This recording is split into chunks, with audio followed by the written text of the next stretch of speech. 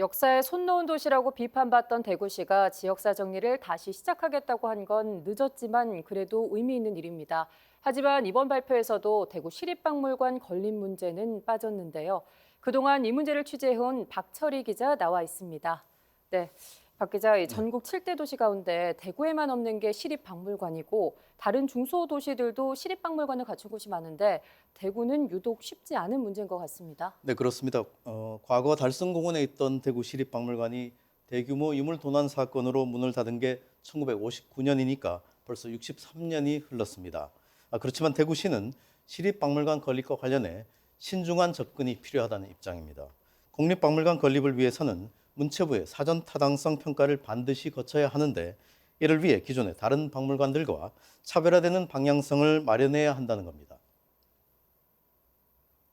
학예 연구사들을 중심으로 해가지고 우리가 가지고 있는 것에 대한 조사를 지금 진행 중이고 그 부분에 대한 컨텐츠에 대한 조사를 통해서 저희가 규모나 부지를 확정 짓고 내년도에 문체부의 사전 타당성 조사를 이제 철저히 준비해서 나가겠다는 지금 방향성을 잡고 있다는 그런 말씀드리겠습니다.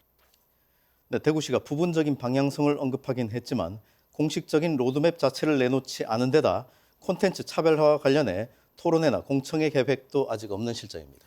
네, 사실 대구 시립박물관 건립은 권영진 시장이 선거 때마다 내놓은 공약 사항이지 않습니까? 여기에 비춰보면 너무 지지부진한 거 아닌가요? 네, 그렇습니다. 권 시장은 2014년과 2018년 선거 때 시립박물관 건립을 거듭 약속했습니다. 하지만 2018년 1억 원을 들여 기본 계획을 만든 게 전부입니다. 민선 7기가 끝나기 전 최소한의 건립 계획이 나올 줄 알았지만 차별화된 방향성커녕 입지도 정하지 못한 채 8년이 지났습니다. 이 때문에 학계와 문화계, 시민사회의 실망감도 상당합니다. 한 지역의 역사 문화적 정체성을 보여주고 그다음에 시민들이 가장 쉽게 용이하게 접근할 수 있는 박물관이 이렇게 홀대했다라는 그런 얘기는 좀 이 대구시장과 대구시의 어떤 그런 문화 의식을 그냥 적나라하게 보여주는 어떤 그런 사례라고 생각합니다. 반면 이웃한 영천시는 물론 박물관 사업 규모가 대구와 비슷한 경남 창원시도 민선 7기 새 시장이 취임한 뒤 문체부 타당성 평가와 행안부 지방재정투자심사를 잇따라 통과해 행정 절차를 마무리했습니다. 대구를 멀찌감치 추월해 이젠 설계와 공사만 남았습니다. 반면 대구는 또다시 차기 시장의 판단에 영향을 받을 전망입니다.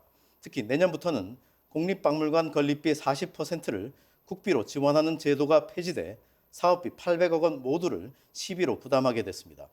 물론 지방 소비 세율 인상으로 전체 지방 세수가 확충되긴 하지만 수십 년간 우선순위에서 밀려온 시립박물관은 추진이 더 어려워질까 걱정됩니다. 네, 60년 넘게 이 상황이 이어져오고 있는데 문화도시를 표방한 대구에 현재까지도 시립박물관이 없다는 게 참 안타까운 일인데요. 네, 그렇습니다. 더구나 대구는 다른 대도시들과 비교하기 힘들 정도로 오랜 역사와 수많은 문화유산이 존재하는 곳입니다. 대구시가 늘 문화 경쟁력을 강조하지만 시립박물관에 대해서는 과연 어떤 인식을 가지고 있는지 궁금합니다. 해방 직후 박물관을 개관했던 대구가 유물 도난 사건에 휘말려 문을 닫은 이후 다른 도시들은 시립박물관에 다수의 분관까지 건립해 지역민들에게 다채로운 서비스를 제공하고 있습니다. 지역사를 정리해 이를 알리고 지역의 역사 문화 정책을 집행하는 컨트롤 타워 역할을 하는 겁니다. 반드시 필요한 문화 인프라지만 대구시가 과거 관광객 증대 측면에만 초점을 맞춰 우선순위를 판단한 건 아닌지 되돌아볼 필요가 있습니다. 대구 관송미술관도 그렇지만 팔공산 구름다리와 예전의 이우환 미술관까지 시립박물관에 우선에 추진했던 지난 사례들은 이 같은 비판이 이해되는 대목들입니다. 네, 이번 기회에 대구 시립박물관이 꼭 건립됐으면 좋겠습니다. 박 기자 말씀 잘 들었습니다.